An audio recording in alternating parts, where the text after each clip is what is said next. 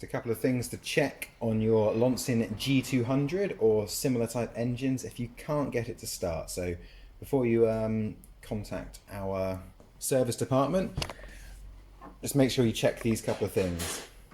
First of all, as we said in the setting up video, the machine is fitted, well, many of the machines are fitted with a low oil sensing device, so make sure you have sufficient oil in the engine.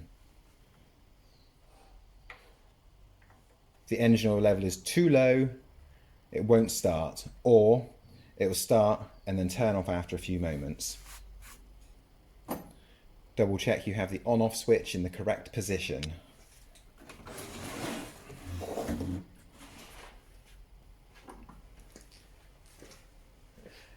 If the oil level is okay, the pull start is activating correctly, and it's still not starting whilst following the normal procedures, the next most likely problem would be that there's stale fuel in the carburettor. This is a very simple thing just to rule out. So just turn the fuel tap to the off position. A little tub here.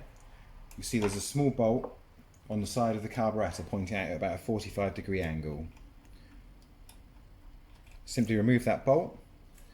You can drain the fuel out of the carburettor bowl. This is the lowest point in the fuel system, so what you'll find is if there's any water or stale fuel or debris, that is where it will end up. So in most circumstances, the engine will then start. If for some reason when you undo the bolt on the bottom, no fuel is coming out, make sure there's enough fuel in the tank. If there's enough fuel in the tank, it's probably the case that the fuel filter is blocked.